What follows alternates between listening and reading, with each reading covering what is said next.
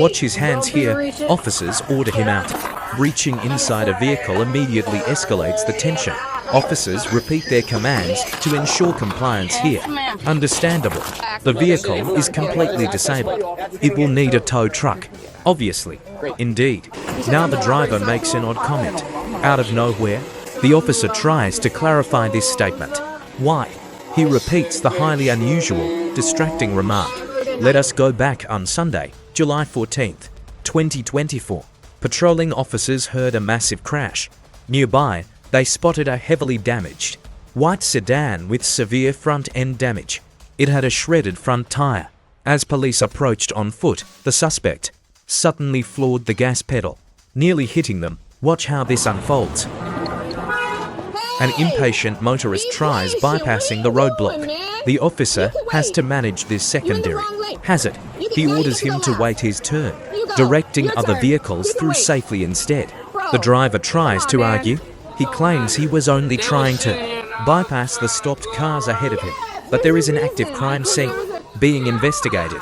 The driver refuses to accept this. He compares it to a common rideshare, blocking the road. The officer remains firm, demanding patience. He will release him shortly once safe. He wades traffic through.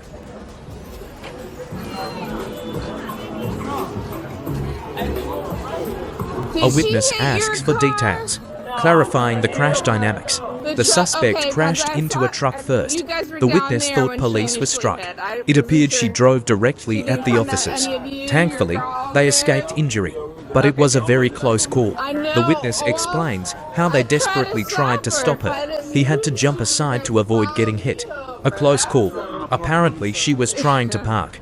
The officer nods.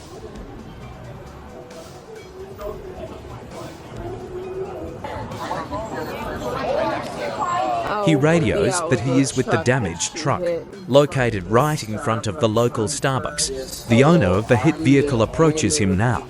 Identified. Notice how the deputy immediately checks if anyone is hurt or injured. Fortunately, they confirm that everyone is completely fine. The officer acknowledges their safety. Standard radio traffic. Dispatch updates them on status. She asks another bystander if they need paramedics. They decline, explaining they heard the loud crash. He was standing just a short distance away and tried to stop the driver. Another citizen points out that they stopped her car. He describes the terrifying sight of her driving at him. He yelled at her to halt immediately, but she refused, forcing him to scramble away. He had to quickly jump out of the street, safely. He then attempted to pursue her on foot, actively running behind the suspect's moving car, while another officer joined the foot chase, working together to catch her. The citizens ask if she was caught. The deputy confirms they stopped her. She now turns to gather witness statements. Several people immediately step forward. She asks them to stay at the scene, to quickly write down their accounts. Agreed. They cooperate without hesitation. Very helpful. Unbelievable. Watch as she begins documenting the crash scene, confirming the victim's truck was not moved, tracing the path the suspect vehicle took. Right here. Correct. She directs the other onlookers to safety. Let's break down this collision scene together. She assumed the other car was turning. She was pulling out into traffic, making a left turn to head home. Just heading home. The officer clarifies where she came from. They confirm where the other car was. Locating the exact point of impact is key. Pinning down details. She insists she stopped at the sign, claiming she followed the rules of the road. She waited before finally making her turn. Suddenly, the other vehicle came crashing right in. Everything happened in a split second here. The officer begins gathering all official identification. Checking the vehicle registration is her next step. She confirms ownership, moving to the passenger, handing over the ID. Passengers are always documented in crash reports. This ensures all of their names are verified. The passenger complies with her request. A bystander checks on them. The physical damage here is too severe. A tow truck is definitely needed here. Frustration. The officer is currently on foot patrol duty. She calls for another unit to assist. She needs a computer to run IDs, so she takes photos of the licenses, confirming their current contact info. ensuring the crash report is accurate. They confirm. The officer updates dispatch on her location, reporting a disabled truck blocking the traffic. Traffic is starting to back up heavily here. Major roadblock. Another unit is already en route to assist. With a car, the driver remains cooperative. Let's look closely at what happened next. Confirming a hit and run. Unbelievable. So what do you and I make of this? The officer is calling in nearby backup. He wants to stop the suspect vehicle safely. She stopped. He explains that backup was already en route. The suspect refused his commands to pull over. Instead, she accelerated directly toward him. A nearby witness confirms this deadly threat. The deputy asks for confirmation. The bystanders saw the officer leap aside. It was a split-second decision to avoid getting hit. The vehicle was targeting him. Utter madness. The other driver did nothing wrong. He was making a safe, normal turn. She sped down the street at 30 miles per hour. Recklessly. The crash sound caught their attention immediately. They turned to see her speeding away. After dodging the car, the officer gave chase. He scrambled out of her direct path just in time. Safe for a moment, he pursued from behind. He noticed her driver's side window was rolled down. He tried to command her to stop. Bystanders were frantically waving to get his attention. The suspect stayed laser-focused on escaping. The officer was keeping track of her movements. Public safety was his absolute top priority here. Preventing civilian injuries is paramount. Absolutely. He asks the witnesses for their identification. This allows them to document their statements, making sure every crucial detail is logged. They comply easily. He thanks them. Meanwhile, other deputies locate the suspect vehicle. They spot the damaged white sedan.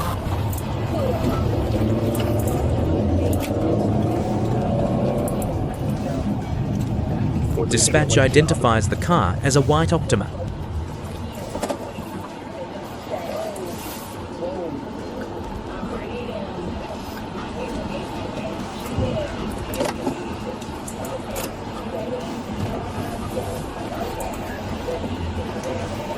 An officer reports locating the suspect vehicle nearby. Here.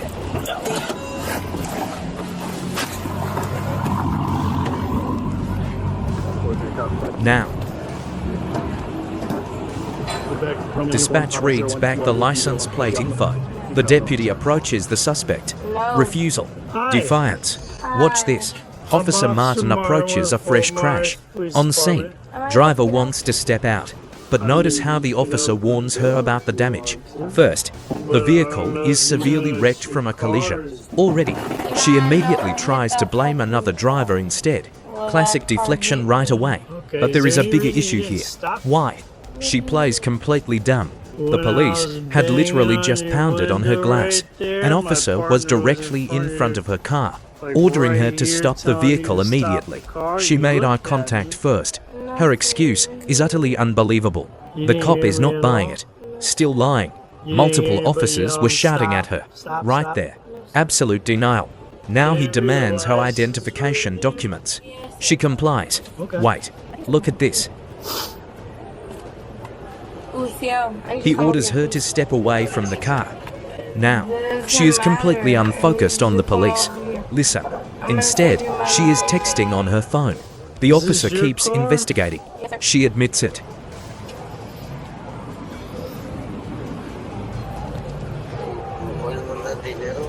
Still distracted by her screen, he points out the massive front-end damage. She finally confesses to the crash. Obvious reality. Standard safety question for officer protection. Checking for loaded guns. She denies. The situation is tense.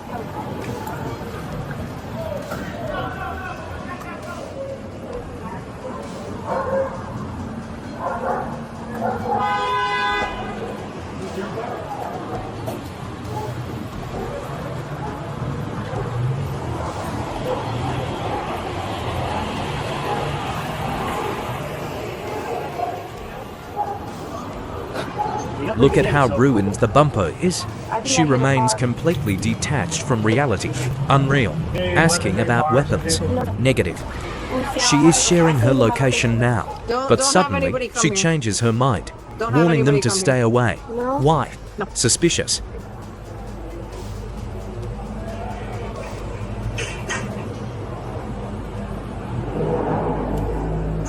Watch. Now comes the classic cover story.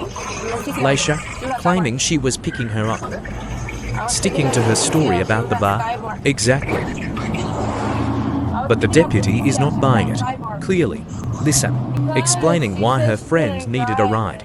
Elaborating on the excuse she made up to sound more convincing to them. As always, cops see right through this. She continues talking to the caller instead. The officer notices the odd phone instructions. Very telling. She realizes things are going downhill fast. Still begging them not to show up. Right. Then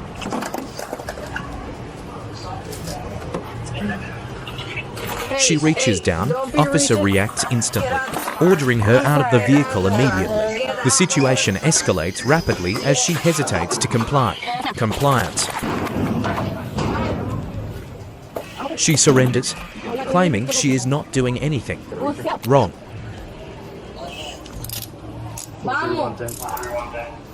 Really? The deputy explains her sneaky physical movement. She finally admits she is headed to jail. The caller is stunned. Yet,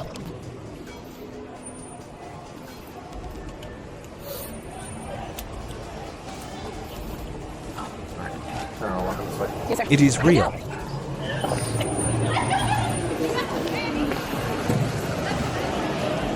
Game over. Referring to my car.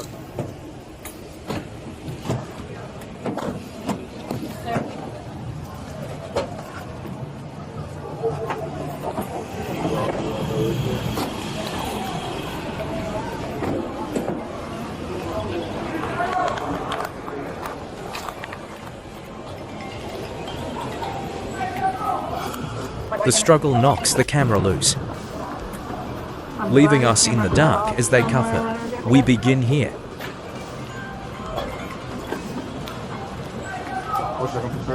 The deputy explains how his camera was knocked loose, dragging the suspect out. These magnetic mounts fail surprisingly often, which can cause major issues. The partner makes a dark joke. Then things take a strange turn. The suspect starts muttering some bizarre and offensive comments. Unbelievable. The officer presses him. The suspect doubles down. He repeats his odd statement. Clearly, the man gets defensive now. The deputy isn't buying it. Why? He insists on making this weird point. Now he tries to play it cool, but the officers are ready.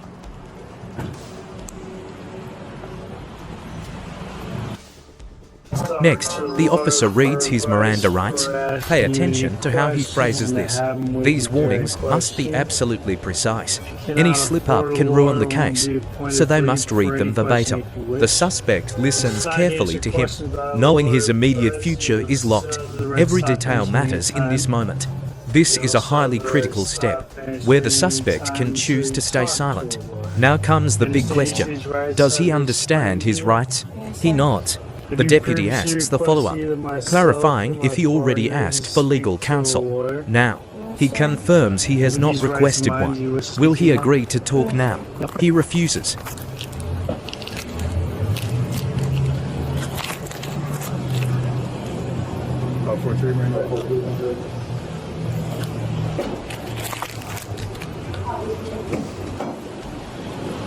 Smart.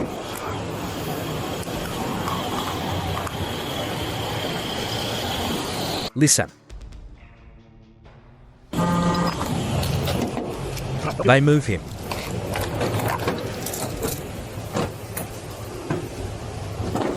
Securing him inside safely.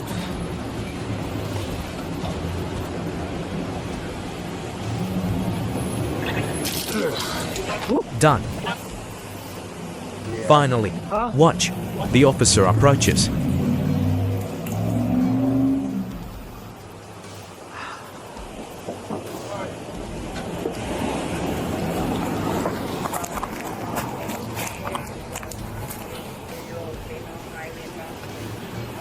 Tension. He smells alcohol. Backup confirms the odor. She starts apologizing immediately. Deputies stay calm. She is struggling to stay upright, threatening to vomit. Paramedics are called to evaluate her. For safety, she protests weakly. She agrees to cooperate next.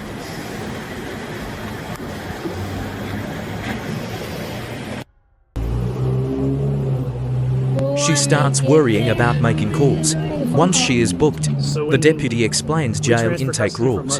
During the official custody transfer, she can retrieve her contacts then to contact family from the facility. Understood.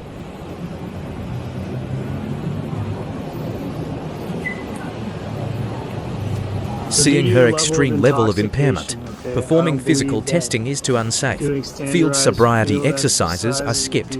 This protects the suspect from falling. Backup steps in to monitor her closely while the paperwork is prepped. Ultimately, she faced driving under the influence charges, combined with leaving the scene, assault, and driving on a suspended license.